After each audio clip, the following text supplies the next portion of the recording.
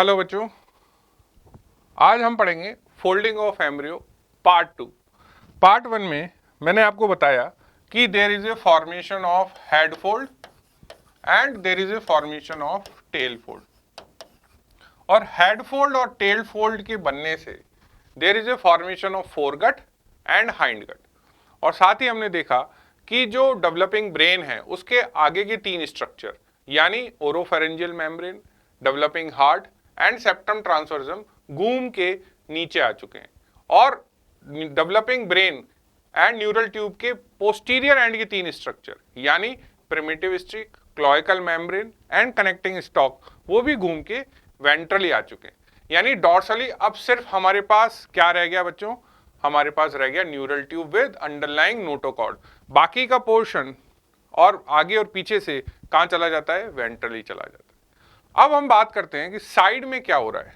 तो बच्चों, जब आप इस प्लेट को देख रहे हैं तो आपने देखा कि इस डेवलपिंग न्यूरल ट्यूब के आगे के ये 3 स्ट्रक्चर और पीछे के ये 3 स्ट्रक्चर घूम के वेंट्रल सरफेस पे जा चुके हैं। लेकिन बच्चों साइमल्टेनियसली क्या हो रहा है कि ये जो ट्यूब है इसके दोनों साइड यहां पे क्या बन चुके हैं बच्चों, सोमाइड्स।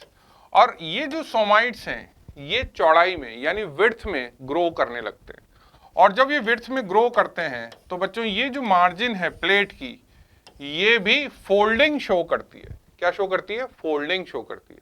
तो वो फोल्ड्स क्या कहलाए, लैटरल फोल्ड।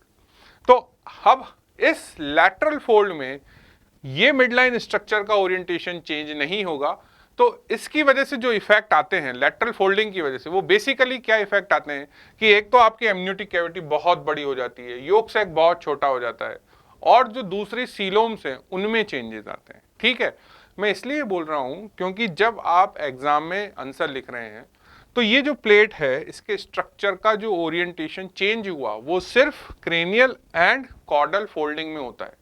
लैटरल फोल्डिंग में मिडलाइन स्ट्रक्चर्स का ओरिएंटेशन चेंज नहीं होगा। ठीक है, तो लैटरल फोल्ड में क्या होगा, let's discuss one by one.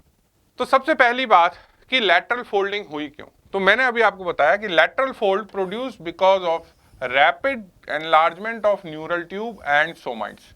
यानी जो central process, central portion of the embryonic disc है उसमें रैपिड ग्रोथ हो रही है। सो उसकी वजह से क्या होता है बच्चों कि जो राइट एंड लेफ्ट एरिया हैं प्लेट के जिनको नाम दिया फोल्ड, वो नीचे की तरफ यानी वेंट्रली रोल कर जाते हैं। वो किधर घूम गए, नीचे की तरफ। सो अब धीरे धीरे क्या होगा कि जो 2 फोल्ड साइड से नीचे की तरफ घूमे हैं वो एक दूसरे के पास आने लगते हैं। तो जो लैटरल फोल्ड आपस में पास आ रहे हैं तो नीचे की तरफ जो आपका योक सैक है उसका जो पोर्शन दोनों लैटरल फोल्ड के बीच में फंस जाएगा, उसको बच्चों क्या नाम देंगे, मिडगट। क्या नाम दिया हमने, मिडगट। ठीक है, तो यहां पे बात समझो अब कि अगर आपको लैटरल फोल्डिंग देखनी है तो बच्चों अब हमें एम्ब्रियो को कैसे कट करना पड़ेगा, अब हमें एम्ब्रियो को ट्रांसवर्सली कट करना पड़ेगा। मैंने आपको बताया कि जब हम एंटीरियर एंड पोस्टीरियर फोल्ड देखते हैं तो बच्चों डायग्राम कैसे बनाते हैं, हम एंट्रो पोस्टीरियरली लॉन्गिट्यूडनली कट करते हैं। तो आप देख सकते हैं कि फोल्ड्स की वजह से कैसे सरफेसेस में चेंज आ रहे हैं। लेकिन अब हम इसको कैसे कट करेंगे, अब हम चूंकि लैटरल फोल्ड्स की बात कर रहे हैं जो पीछे से आगे आ रहे हैं, तो हमें डायग्राम कैसा बनाना है, ट्रांसवर्सली। तो हमने एम्ब्रियो को ट्रांसवर्सली कट किया तो ये जो एरिया था ये पहले सीधा था यहां पे। अब जब इसमें ग्रूविंग हुई तो बच्चों ये जो सरफेस एक्टोडर्म है ये देखो नीचे चली गई। ठीक है, और ये जो सरफेस एक्टोडर्म नीचे जा रही है तो ये जो एमनियोटिक कैविटी की लाइनिंग है जिसको आप बोलते हैं एमनियन, ये बढ़ती जा रही है, यानी एमनियोटिक कैविटी का साइज बड़ा होता जा रहा है। तो बच्चों यहां पे एक चीज आपको समझनी है कि ये आपका डेवलपिंग न्यूरल ट्यूब, उसके नीचे ये क्या है बच्चों, नोटोकॉर्ड। यहां पे ये वाला एरिया क्या है, अगर आप इसको सीधा करके बनाते हैं तो बच्चों ये क्या है, आपका न्यूरल ट्यूब। न्यूरल ट्यूब के नीचे है नोटोकॉर्ड, और बच्चों यहां पे आप बनाते हैं मीजोडम, और इस मीजोडम के 3 टुकड़े आप करते हैं, paraxial, intermediate and lateral plate. इस लैटरल प्लेट मीजोडम में फिर आप क्या बनाते हैं बच्चों, आप बनाते हैं इसके अंदर एक सीलोम, और वो सीलोम इस लैटरल प्लेट को 2 पार्ट में डिवाइड कर देती है।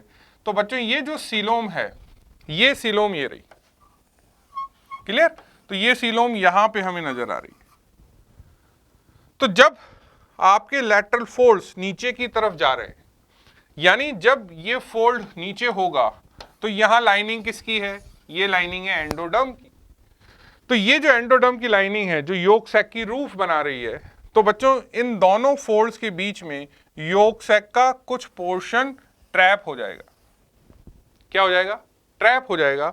और ये जो इंट्रा एम्ब्रियोनिक सीलोम यहां बनी थी दोनों साइड में, ये इंट्रा एम्ब्रियोनिक सीलोम धीरे धीरे दोनों लैटरल फोल्ड्स की वजह से एक्स्ट्रा एम्ब्रियोनिक सीलोम से कनेक्शन इसका कट जाएगा। ठीक है, तो मिडगट बनता कैसे है, मिडगट बनता है कि जब आपके लैटरल साइड के दोनों फोल्ड वेंट्रली एक दूसरे को मिलने की कोशिश करते हैं, तो जो योक सैक का पोर्शन है, वो योक सैक का पोर्शन जो दो फोल्ड के बीच में फंसा, उसको हमने क्या नाम दिया, मिडगट। ठीक है, तो what is the results of lateral folding. पहला कि बच्चों जब आप फोल्डिंग देखेंगे तो आपको पता चलेगा कि जो हमारी फ्लैट डिस्क थी उसका शेप चेंज हो जाता है। किस शेप में दिखने लगता है एम्ब्रियो, सिलेंड्रिकल शेप में। क्लियर। दूसरा, फॉर्मेशन ऑफ मिडगट। तो मिडगट क्या हुआ, midgut is a part of definitive yolk sac which has been trapped between the right and left lateral fold. तीसरा, ये बड़ा इंपॉर्टेंट क्वेश्चन है जो आपके कई बार एग्जाम में पूछा जाता है कि बच्चों हुआ क्या कि देखो जब ये योक सैक छोटा होता जा रहा है तो इसका कुछ पोर्शन बाहर रह जाता है, इन दोनों फोल्ड्स के बाहर रह जाता है, और ये फोल्ड, ये पोर्शन किस में चला गया है, ये पोर्शन बच्चों कनेक्टिंग स्टॉक यानी डेवलपिंग अम्बिलिकल कॉर्ड में होता है। ये वाला क्या बनाएगा, हमारा मिडगट, और इसको बोला गया अम्बिलिकल वसाइकल। इस वाले पोर्शन को क्या बोला गया, अम्बिलिकल वसाइकल। तो ये मिडगट और अम्बिलिकल वसाइकल के बीच में देखो एक ये टनल है, ये एरिया, ये रिंग शेप एरिया, ये रिंग शेप एरिया जैसे जैसे फोल्ड वापस अपने एक दूसरे को पास आएंगे छोटा होता चला जाएगा, और ये जब छोटा हो जाएगा तो इसको नाम दिया गया बच्चों विटेलो इंटेस्टाइनल डक्ट, और इसका दूसरा नाम क्या है, ओम्फेलो एंटेरिक डक्ट। तो व्हाट इज ओम्फेलो एंटेरिक और vitello intestinal duct? It is a duct which connects the developing midgut to the umbilical vesicle. Clear. तो लैटरल फोल्डिंग के तीन चेंज क्या हुए, सबसे पहले एक तो जो शेप है वो सिलेंड्रिकल हो जाता है, दूसरा मिडगट फॉर्मेशन हो जाती है, तीसरा there is a appearance of a vitello intestinal duct और ओम्फेलो एंटेरिक डक्ट। चौथा चेंज क्या है, चौथा चेंज है there is a formation of dorsal mesentery. बच्चों एक चीज, अगर हम वापस जाएं किसमें, हमारे para axial intermediate and lateral plate mesoderm के लेक्चर में, तो मैंने आपको बताया था कि जो लैटरल प्लेट है उसके दो टुकड़े हुए, सोमेटोप्लूरिक एंड स्प्लैंचनोप्लूरिक। तो बच्चों यहां पे आप ये देखिए कि जो स्प्लैंचनोप्लूरिक इंट्रा एम्ब्रियोनिक मीजोडर्म एक राइट साइड में बनी, एक लेफ्ट साइड में बनी, अब जब ये दोनों आपस में चिपक जाएंगी तो बच्चों एक नई लेयर बनती है जिसको बोलते हैं डॉर्सल मीजेंट्री। लेकिन अब ये चिपकेंगी कैसे, ये तो दोनों अलग अलग दूरी पे हैं। तो बच्चों उसके लिए आप यहाँ पे इस डायग्राम को देखने की कोशिश करो। ये आपकी प्लेट अभी सीधी है, सीधी है, तो यहाँ पे एक कैविटी नजर आई, यहाँ पे एक कैविटी नजर आई। तो बच्चों ये जो आपकी एमनियोटिक कैविटी है इसकी तरफ ये वाला पोर्शन क्या हुआ, सोमेटोप्लूरिक, ये वाला क्या हुआ, स्प्लैंचनोप्लूरिक। क्लियर। अब क्या हुआ कि जब फोल्डिंग हुई, यानी ये जो दोनों एरिया हैं जब ये नीचे की तरफ जा रहे हैं, तो बच्चों आप प्लीज अपनी इस चीज को कंसंट्रेशन से देखना कि ये आपकी सीलोम है, ये आपकी सीलोम है, ठीक है, और ये योक सैक है। योक सैक की लाइनिंग यानी ये वाला पोर्शन स्प्लैंचनोप्लूरिक है, ये वाला पोर्शन स्प्लैंचनोप्लूरिक है।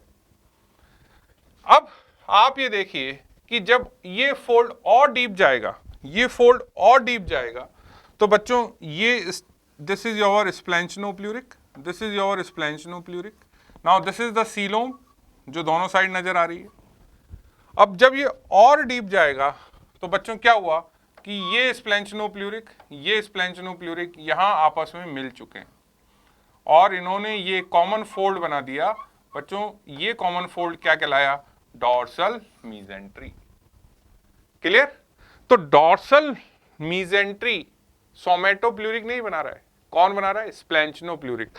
सोमेटोप्ल्यूरिक तो बच्चों आपका ये वाला जो लेयर है ना, ये वाला लेयर यहां पे आ गया, तो ये क्या बनाएगा? Parietal peritoneum. ये क्या बनाएगा? Parietal peritoneum. यानी डॉर्सल मीजेंट्री, यानी dorsal mesentery develops from, dorsal mesentery develops from splanchnopleuric, splanchnopleuric. Now देखो यहां पे दूसरा क्वेश्चन भी पूछा जा सकता है कि ये जो आपकी लेयर है कौन सी? स्प्लेंचनोप्ल्यूरिक। ये स्प्लेंचनोप्ल्यूरिक यॉर्क सैक के चारों ओर है और स्प्लेंचनोप्ल्यूरिक से क्या बनता है? Visceral layer of peritoneum. तो dorsal mesentery and visceral layer दोनों ही किससे बनती बच्चों? स्प्लेंचनोप्ल्यूरिक। यानी dorsal mesentery is form by visceral peritoneum और पैराइटल पेरिटोनियम।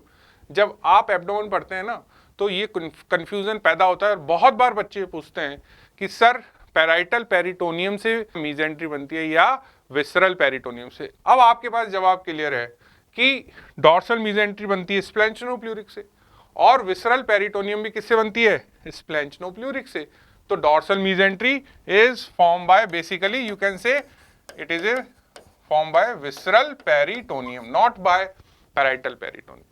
क्योंकि अगर डॉर्सल मीजेंट्री पैराइटल पेरिटोनियम की दो फोल्ड होते तो बच्चों ये सोमेटोप्ल्यूरिक से डेवलप होती, बट ये सोमेटो से डेवलप नहीं हो रही है। ये किससे डेवलप हो रही है? स्प्लेंचनोप्ल्यूरिक। और स्प्लेंचनोप्ल्यूरिक ही आगे कंटिन्यूएशन में क्या बनाएगा? Visceral peritoneum. तो यहां पे हमें ये बात समझनी है कि जब आप बोल रहे हो फॉर्मेशन ऑफ डॉर्सल मीजेंट्री, तो बच्चों कौन सी लेयर की बात करी हमने? स्प्लेंचनोप्ल्यूरिक मीजोडर्म की। क्लियर? दूसरी अगला इफेक्ट क्या हो रहा है? Conversion of intra embryonic coelom into the peritoneal cavity. अब यहां पे वापस से आप देखिए कि पेरिटोनियल कैविटी कहां है। देखिए ये है peritoneal cavity, this is peritoneal cavity. ये पेरिटोनियल कैविटी बनी किससे? ये बनी इंट्रा एम्ब्रियोनिक सीलोम से। देखो वापस हम इसी डायग्राम पे चलते हैं, तो जब हम इस डायग्राम को फिर से देखेंगे तो यहां पे आप ये देखिए कि this is your coelom, this is your coelom. अब जब डीपनिंग हुई, फोल्ड स्टार्ट हुए, तो ये सीलोम यहां पे आपको एनलार्ज सीलोम नजर आ रही है, ये रही। क्लियर? अब आप कंसंट्रेशन से देखना कि ये दोनों सीलोम ही बड़ी होके ये साइड में पेरिटोनियल कैविटी बनाएंगी जिसमें हमारी गट ट्यूब डॉर्सल मीजेंट्री से लटकी हुई है। कैसे बनाएंगे?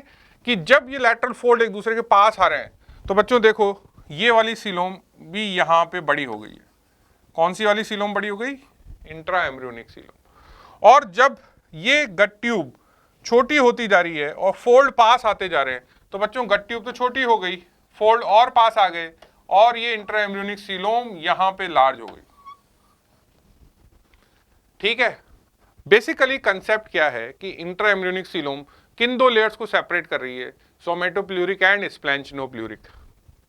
ये सोमेटोप्ल्यूरिक, ये स्प्लेंचनोप्ल्यूरिक, ये सोमेटोप्ल्यूरिक, ये स्प्लेंचनोप्ल्यूरिक, ये सोमेटोप्ल्यूरिक, ये स्प्लेंचनोप्ल्यूरिक। यहां पे देखो ये मैंने बताया अभी आपको, this is splanchnopleuric and this is somatopleuric. तो पेरिटोनियल कैविटी में एक लाइन कौन बना रहा है? Parietal peritoneum, that is somatopleuric. एक लाइन कौन बना रहा है? स्प्लेंचनोप्ल्यूरिक, which is forming dorsal mesentery and visceral peritoneum. Clear? So what is the fate of intra-embryonic coelom?